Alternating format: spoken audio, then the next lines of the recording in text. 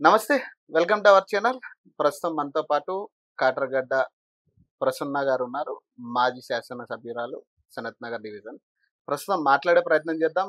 నిన్న ఏదైతే ఇద్దరు శాసనసభ్యులు ఎమ్మెల్యే పదవిలో ఉండి కూడా వాళ్ళిద్దరు అనుకున్న మాటలు గాని, దూషించుకున్న భాష గాని, దీనికి సంబంధించి కొంతమంది మహిళలు కూడా దీన్ని వ్యతిరేకించిన పరిస్థితి తెలంగాణలో. అలాగే దీన్ని ఆంధ్ర, తెలంగాణ విభేదాలకు కూడా ముడిపెట్టిన పరిస్థితి అయితే చూసాం. దీని గురించి మాట్లాడే ప్రయత్నం చేద్దాం. నమస్తే మేడం. నమస్తే. మేడం చెప్పాలి, నిన్న ఇద్దరు శాసనసభ్యులు మాట్లాడిన మాటలు, భాష, మీరు కూడా గతంలో సనత్ నగర్ డివిజన్‌లో శాసనసభ్యురాలుగా ఉన్నారు. మీరు ఎట్లా దీన్ని ఖండిస్తారా? లేకపోతే ఏంటి పరిస్థితి? ఇద్దరు శాసనసభ్యులు ప్రజలు ఎన్నుకున్న వ్యక్తులు మాట్లాడే మాటలు కరెక్టే అంటారా? ఏది కూడా అటు BRS MLA, Karimnagar MLA Kaushik Reddy గారు మాట్లాడిన భాష, తర్వాత నా మనసు కాలింది, నన్ను తిట్టాడు గనక నేను మాట్లాడుతున్నానని చెప్పి గాంధీ గారు మాట్లాడింది, రెండు ఆక్షేపణీయమేనండి. కానీ ఒక రకంగా చెప్పాలంటే మొదట తప్పు చేసింది కౌశిక్ రెడ్డి గారు. నువ్వు ఆంధ్ర వాడి అన్నప్పుడు, నువ్వు బతకటానికి వచ్చినప్పుడు ఎవరి ఊళ్ళైనా కాలిద్దండి. పొట్ట పొట్ట కూటి కోసం వచ్చావు. పొట్ట కూటి కోసం ఏంటండి రావటం అన్నది? గాంధీ ఒక ఇండస్ట్రియలిస్ట్, ఒక పెద్ద వ్యాపారవేత్త. అంతేకాకుండా కమ్మ సేవా సమితిని, నేను సపోర్టింగ్ కాదు, ఇది వాస్తవాలు మాట్లాడుతున్నా, ఒక కమ్మ సేవా సమితిని పెట్టి ఆ కమ్మ సేవా సమితి ద్వారా కర్ణాటకలో ఉన్నటువంటి కమ్మాళ్ళకు కూడా అధ్యక్షుడిగా పనిచేశాడు. తెలంగాణ, ఆంధ్రాలో ఉన్నటువంటి మా కమ్మ సంఘాలన్నిటికి కూడా అధ్యక్షుడిగా పనిచేశాడు. ఒకవైపున వసతి గృహాలు నడిపిస్తున్నాడు, విద్యార్థులకి అన్ని ఇస్తూనే ఉన్నాడు. అది సామాజిక సేవకు సంబంధించింది. ఈ విషయంలో వాటిని కాదు. కానీ పొట్టకూటి కన్న మాట అటు గాంధీకి ఎంత తగిలిద్దో నాకు అంతే తగులుతుంది. మేమేం పొట్టకూటి కోసం రాలేదండి. ఆ రోజున ఆంధ్రప్రదేశ్, మా ఆంధ్రప్రదేశ్ రాష్ట్ర రాజధాని హైదరాబాద్ నగరం. అంటే ఇక్కడ ప్రధాన టార్గెట్ ఒక విషయం అండి. ఇక్కడ ప్రధాన టార్గెట్ ఆంధ్ర ప్రజలేనా? అంటే ఈ ఇష్యూ మీద ఎందుకు సెంటిమెంట్ రగల్చాలి? ఏ సెంటిమెంట్ తో తెలంగాణ టిఆర్ఎస్ గవర్నమెంట్ సర్వైవ్ అయింది? ఏ సెంటిమెంట్ తో ఉద్యమాన్ని నడిపించింది?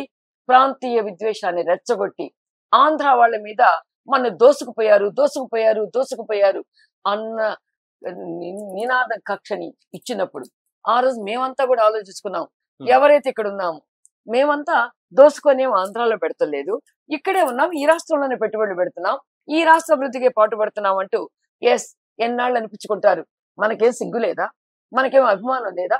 కొందరు మీరు అక్కడ ఉన్నారు, ఉండండి, మీకు మాకు సంబంధాలు ఉన్నాయి, మా పిల్లలు అట్టిచ్చాం, మా భర్తలు అటున్నారు, భార్యలు ఇట్టున్నారు, ఎటున్నా కూడా ఎక్కడున్నాం అక్కడ బతుకుతాం, ఆ రాష్ట్రం కోసం పాటుపడదాం. ఏ నీళ్లు తాగాము, ఏ గాలి పీల్చాము, లాస్ట్కి ఎక్కడ మన జీవనాన్ని సమాధి చేసుకోబోతున్నామో, ఎక్కడ కాటికి మనం వెళ్తున్నామో అది మన ప్రాంతం అనుకున్నాం. తెలంగాణ ఉద్యమంలో మేము ప్రధాన పాత్రను పోషించాం. తెలంగాణ సెటిలర్స్ ఫోరం ప్రతి ఉద్యమంలో మిలీనియం మార్చ్ దగ్గర నుంచి వీధి వీధికి, వాడవాడికి జరిగిన అన్నిటిలో కూడా మేము పాల్గొన్నాం.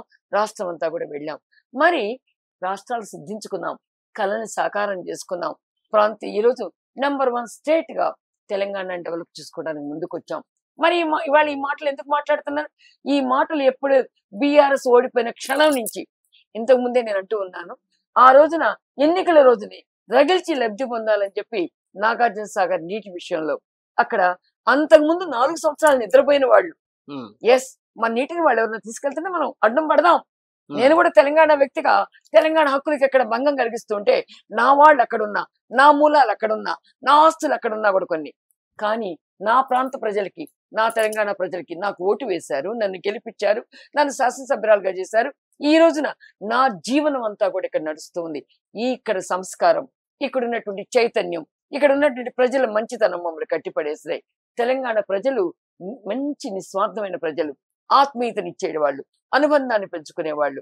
ఏదైతే దాశరథి గారు నా తెలంగాణ కోటి రత్నాల వీణ అన్నాడు, కోటి రత్నాల వీణ కాదు, కోటి మంది ప్రజలు ఎలుగెత్తి రాష్ట్రం కోసం పాటుపడే వ్యక్తులు. కానీ ఇంకొక విషయం, ఇక్కడ ఇంకొక ప్రధాన అంశం ఏంటంటే చీర జాకెట్ లేదంటే చీర గాజులు అనేది అంశం కౌశిక్ రెడ్డి తీసుకొచ్చారు. ఇదొకటి.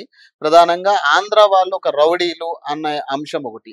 ఈ రెండిట్లు ఎలా చూస్తారు మీరు యాజ్ ఏ లేడీగా? అలాగే టీడీపీ ఎమ్మెల్యేగా గతంలో చేశారు కాబట్టి మీరు చెప్పండి, ఎట్లా తీసుకుంటారు? రెండు చాలా చెత్త మాటలండి. కౌశిక్ రెడ్డి గారు మామగారు ఏదో ప్రెస్ కాన్ఫరెన్స్ తో కొన్ని పేపర్లలో చదివాను. ఆయన మాట్లాడు ఫ్యాక్షనిజాన్ని తెచ్చారంట. ఏంటండి ఫ్యాక్షనిజం తెచ్చింది? అసలు ఫ్యాక్షనిజానికి అర్థం ఏంటండి? కడుపు కాలినప్పుడు, ఏది జరిగినప్పుడు, అన్యాయం జరిగినప్పుడు, అరాచకం జరిగినప్పుడు దాన్ని ఎదురెత్తి అన్ని ప్రాంతాల వాళ్ళు పోరాడతారండి. అటు రాయలసీమను విమర్శించారు, రాయలసీమ ఫ్యాక్షనిజం ఇక్కడికి వచ్చిందన్నారు. మరలా రెండో వైపున బెజవాడ ఫ్యాక్షనిజం అన్నారు, గుడివాడలో బతికావన్నారు. ప్రతి ప్రాంతాన్ని ఎంచారండి. ఎక్కడ కూడా ఫ్యాక్షనిజం అన్నది ఒక ప్రాంతంలోనూ ఒక చోటు ఉండదు. నక్సలిజం గానీ, ఫ్యాక్షనిజం గానీ, ఎక్కడ అన్యాయాలు ఉంటాయో, ఎక్కడ అరాచకాలు ఉంటాయో, ఎక్కడ పొట్టలు కాలుతూ ఉంటాయో అక్కడి నుంచి మొదలవుతాయండి. మరి అది అర్థం చేసుకోకుండా ఆంధ్ర వాళ్ళని టార్గెట్ గా చేసుకొని ఆంధ్ర వాళ్ళు ఇక్కడ డెవలప్ ఆంధ్ర వాళ్ళు ఏంటండి, తెలంగాణ వచ్చిన తర్వాత మేము తెలంగాణ పౌరులం. ఈ రోజు బ్రిటన్ ని సునాక్ పరిపాలించాడంటే అతను ఎక్కడైతే పుట్టాడో పంజాబ్, గుజరాత్ ఆ ప్రాంతం వాడని చెప్పి బ్రిటిష్ ప్రజలు ఏమన్నా అతను ఓటు వేయకుండా ఉన్నారా? ప్రధానమంత్రి చేయకుండా పోయారా? ఇవాళ కమలా హారిసన్ మూలాలు ఎక్కడి నుంచి వచ్చినాయండి? తమిళనాడు నుంచి వచ్చినాయి. వాళ్ళమ్మ తమిళనాడు వ్యక్తి. ఈ రోజు ఆమెకి తమిళ భాష మాట్లాడుతూనే ఉంటది. అలాంటప్పుడు ఆమె పనికిరాదా అధ్యక్ష పదవికి? ఇక్కడ చిన్న ఎమ్మెల్యే పదవికి ఎన్ని మాట్లాడుతున్నారు. నేను అనుభవించానండి ఆ కష్టాలన్నింటి కూడా. ఏ పదవి కావాలన్నా, ఏది కావాలన్నా పార్టీలో కీలకమైనటువంటి శక్తి ఉండి కూడా, అర్హత ఉండి కూడా, మాకు చేతనే ఉండి కూడా, ప్రజా సమస్యలను ప్రభావితం చేయగలిగి ఉండి కూడా, ఇది ఆంధ్రాతిరా, ఈ ఆంధ్ర దానికి పదవి ఏంటిరా? మన తెలంగాణ వాళ్ళని శ్రీనివాస్ యాదవ్ లాంటి వాళ్ళు కూడా మాట్లాడిన రోజులు ఉన్నాయండి. ఇక్కడ నరాల్లో జీర్ణించుకున్నారు. ప్రెజెంట్ మినిస్టర్ ఒకప్పుడు మాట్లాడిన వాళ్ళు, ఇప్పుడు ప్రెజెంట్ ఎమ్మెల్యే ఒకప్పుడు మాట్లాడిన వాళ్ళు ఉన్నారు. ఈ రోజు కాదు, ఒకప్పుడు కథ అని చెప్తూ ఉన్నాను నేను. ఆ రోజున ఎప్పుడు కూడా మమ్మల్ని ఆంధ్ర ఆంధ్ర అంటూనే మమ్మల్ని అణిచిపెట్టి సెకండ్ గ్రేడ్ ప్రజలుగా చూడబోయారు. అందుకే నేను సెటిలర్స్ ఫోరం పెట్టాను. ఆ రోజు నుంచి ఈ రోజు వరకు కూడా నేను పోరాడుతూ ఉన్నాను. మేము దేనిలో తక్కువ ఉన్నాం? ధైర్యంలో తక్కువ ఉన్నావా? మాలో అనుకోలో తక్కువ ఉన్నావా? ఆలోచనలో తక్కువ ఉన్నావా? ప్రతిభలో తక్కువ ఉన్నావా? ప్రజల సమస్యలు ప్రభావితం చేయడంలో తక్కువ ఉన్నావా? మరి మీకు మా ప్రాంతానికి విద్యుత్తుకుంటున్నారు. ప్రతి ఒక్కళ్ళు ఎక్కడి నుంచో వచ్చిన వాళ్ళండి. ఇక్కడ ఉన్నటువంటి యాదవులు కానీ, గౌడ్లు కానీ, ఈ రోజున కర్ణాటక కూడా వచ్చినప్పుడు మా వాళ్ళు అంటారు, లేదా బీహార్ నుంచి వచ్చినటువంటి యాదవులు, ఉత్తరప్రదేశ్ నుంచి వచ్చే యాదవులు వస్తే మా వాళ్ళు అంటున్నారు. మరి మీకు ఆంధ్ర వాళ్ళే చేదయ్యారా? ఏ ఆంధ్ర వాళ్ళు నీ తమ్ముళ్ళు కాదా? నీ అన్నలు కాదా? ఒకే తెలుగు భాష మాట్లాడే వాళ్ళం. ఈ రోజున ఇక్కడ ఉన్నటువంటి ఎమ్మెల్యేలంతా కూడా ఎవరైతే బీఆర్ఎస్ లో ఉన్నారో, నేను పేర్లు చెప్పదలుచుకోలేదండి, సగానికి పైగా ఉన్నటువంటి ఎమ్మెల్యేలు ఇంతవరకు కూడా తెలంగాణ రాజకీయాలు, అటు కాంగ్రెస్ కానివ్వండి, తెలుగుదేశం కానివ్వండి, అటు బీఆర్ఎస్ కానివ్వండి, బీజేపీ కానివ్వండి, అందరికి సంబంధించిన బాంధవ్యాలు ఎక్కడ ఉన్నాయండి? ఆంధ్రాలో లేవా? ఆంధ్రాలో ఉన్న వాళ్ళ బాంధవ్యాలు ఇక్కడ లేవా? ఇవాళ నేను ఇందాక పేరను, ఒక ఎమ్మెల్యే గారు, ఇప్పుడు ప్రస్తుతం ఒకప్పుడు మంత్రి, ఆయన అల్లుడు ఈ రోజు ఏలూరు ఎంపీ. మరి ఏంటండి ఇదంతా చెప్పండి? ఎక్కడి నుంచి? అంటే డబ్బున్న వాడికి ఇది లేవు, లేకపోతే ఎవరు కలిసి పంచుకుంటారో వాళ్ళకి లేవు, అధికారంలో తులతూగే వాళ్ళకి లేవు, సామాన్య ప్రజల్ని నడ్డి విరచడానికే ఈ మాటలన్నిటి చేస్తూ ఉన్నారండి. కానీ అంటే ఇప్పుడు రెండు జాతీయ పార్టీలు, అంటే బీఆర్ఎస్ కూడా ఒక జాతీయ పార్టీగానే ఆయన పరిగణించారు. ఇప్పుడు ఏదైతే కాంగ్రెస్ పార్టీ ఇక్కడ రూలింగ్ లో ఉందో అది కూడా జాతీయ పార్టీ. రెండు జాతీయ పార్టీలు రెండు ప్రాంతాలను ఉద్దేశించి మాట్లాడడం కరెక్టేనా? ఎందుకంటే రెండు జాతీయ పార్టీలు అంటే దేశానికి సంబంధించిన పార్టీలని లెక్క. మరి దేశంలో మరి రెండు ప్రాంతాలను విభజించి మాట్లాడడం అనేది కరెక్టా? అంటే ఈ రెండు కూడా, అంటే ఇంకొక విషయం, కేసీఆర్, రేవంత్ రెడ్డి వీళ్ళ కనుసైగల్లో జరుగుతున్నాయి ఈ అంశాలు. ఖచ్చితంగా రేవంత్ రెడ్డి గారు మాట్లాడలేదా? కేసీఆర్ గారు మాట్లాడారు, రేవంత్ రెడ్డి గారు కూడా మాట్లాడారు. రేవంత్ రెడ్డి గారు కేటీఆర్ ని విమర్శిస్తూ, కేటీఆర్ అంతా కూడా ఆంధ్ర పెట్టుబడిదారులకి తొత్తు అన్నాడు, అనలేదా? మనం చూడలేదా? అలాగే రేవంత్ రెడ్డి గారు తన కూతుర్ని ఆంధ్రాకి ఇచ్చారు, భీమవరం. మరి ఆయన ఎన్నో సమయాల్లో ఆంధ్ర వాళ్ళ పెత్తనం ఏంటని ప్రశ్నించిన రోజులు లేవా? అందువల్ల నేను ఒకటే అంటున్నా, మనం తెలంగాణ వాళ్ళం, ఆంధ్ర నుంచి వచ్చాము, బీహార్ నుంచి వచ్చాము, జార్ఖండ్ నుంచి వచ్చాము, ఎక్కడి నుంచి వచ్చాము, మనం ఇక్కడంతా తెలుగు మాట్లాడే ప్రజలం. ఈ భూమితో, ఈ నీటితో మమైక్యమైన వాళ్ళం, ఇక్కడ అభివృద్ధితో మమైక్యమైన వాళ్ళం, తెలంగాణ తల్లికి నిరాజనాన్ని పట్టే వాళ్ళం, మంగళహారతలు ఇచ్చేవాళ్ళం. మనం ఈ రోజు ఇలాంటి మాటలు మాట్లాడుకోవడానికి ఏమన్నా అర్థం ఉందా? అంటే రాజకీయాన్ని మీరు దేనికి వాడుకుంటున్నారండి? మీ వ్యక్తిగత కక్షలకి, మీ వ్యక్తిగతమైనటువంటి పోరాటాలకి, మీరు ఎదగటానికి. నేను కేసీఆర్ ఎంతో, రేవంత్ రెడ్డి గారితో కూడా అంతే బాధ్యత అంటున్నా. ఈ గొడవలంతా కూడా ఈ రోజు రేవంత్ రెడ్డి గారు ఎందుకు పెంచి పోషించాలి? ఒక్క మాట, ఎస్ నేను ఇచ్చేసాను పిఎస్, అది రాజ్యాంగం నిర్ణయించింది, కోర్టులు నిర్ణయిస్తాయి, ఎస్ ఎవరు ఎలిజిబుల్ ఆర్ నాట్ అనేది. ఒక్క మాట ధైర్యంగా, నేను బీఆర్ఎస్ నుంచి వచ్చిన ఈ గాంధీ గారికి ఇచ్చానంటే ఎవడేం మాట్లాడతాడండి? చేయాలండి ఎవరైనా. రాజకీయాన్ని రాజకీయంగా చూసుకుందాం, ధైర్యాన్ని ధైర్యంగా తీసుకుందాం, అంతేగానండి ఈ మాటలు. మీరు కొట్టుకుంటారు, మీరు తెల్లవారితే కలిసిమెలిసి ఉంటారు, అందరూ తెల్లవారితే అన్ని ఫంక్షన్లకు అందరూ అటెండ్ అవుతూనే ఉంటారు. సామాన్యుడి ప్రజల మీదండి, మా లాంటి చిన్న వాళ్ళ మీద ఇట్లాంటి అస్త్రాలను వినియోగిస్తున్నారు. ఈ రోజు రాజకీయంలో నేను వీళ్ళకి అందరికన్నా సీనియర్ని, వీళ్ళందరికన్నా టాలెంట్ ఉంది, ప్రజలలో గెలవగలిగాను.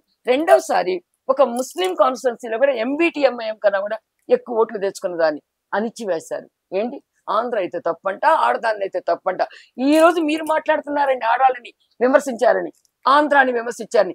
ఇవన్నీ నాకెప్పుడో జరిగినాయి. ఆంధ్ర ఆడది, ఒక ఆడదాన్ని మనం స్వీకరిద్దామా? ఒక ఆడదాన్ని మంత్రిగా చేద్దాం, అదే కంటిన్యూ అవుతుంది అనుకోవచ్చా? అది కూడా అది మా ఆడవాళ్ళకి బుద్ధి రావాలండి. మేము ఆడవాళ్ళం ఆలోచించుకోవాలండి. ఎంతసేపు ఒక నాయకుడు వెనక, ఇప్పుడు ఒక ఉద్యమం వస్తే ఎందుకు తిరగబడలేకపోతున్నారు? సెటిలర్స్ ఎందుకు తిరగబడలేకపోతున్నారు? మేము తిరగబడ్డాం. తిరిగి ఓటు మళ్ళీ తెలంగాణ పార్టీలకే ఓటే కాదు, తిరగబడితేనే ఎక్కువ సీట్లని కేసీఆర్ మొన్న ఇచ్చాడు. చాలా మంది సెటిలర్స్ కి ఇచ్చారు. అసలు కేసీఆర్ గారు ఇవాళ ఈ పిచ్చి మాటలు మాట్లాడిస్తున్నాడు. ఆ రోజు మాగంటి గోపీనాథ్ తీసుకెళ్లి హైదరాబాద్ అధ్యక్షుడిగా చేయలేదా? ఇదే అరికపూడి గాంధీని గవర్నమెంట్ విప్పుగా చేయలేదా? కోనప్పని తీసుకెళ్లి అక్కడ అందరం ఎక్కించలేదా? అలా అనేక మందిని తీసుకొచ్చి ముందుకు నడిపించలేదా? ఇదే రేవంత్ రెడ్డి గారికి మల్కాజ్గిరి లో ఓట్లు వేసిందంతా సెటిలర్సేనండి. ఇవాళ ఈటెల రాజేంద్ర గారిని గెలిపించింది సెటిలర్సే, కిషన్ రెడ్డి గారిని కూడా గెలిపించిన సెటిలర్సేనండి. మొన్న అసెంబ్లీ ఎలక్షన్ లో బీఆర్ఎస్ కోటు కొందరు వేసి ఉండొచ్చు, కానీ పార్లమెంట్ ఎలక్షన్స్ వచ్చేటికి కిషన్ రెడ్డి గారికి ఒక్క తాటి మీద మా సెటిలర్స్ అంతా పనిచేశారు. ఒక కమ్యూనిటీ కూడా ప్రధానంగా పనిచేసింది. ఎందువల్లంటే జాతీయ ప్రయోజనాలు ముఖ్యం అనుకున్నారు.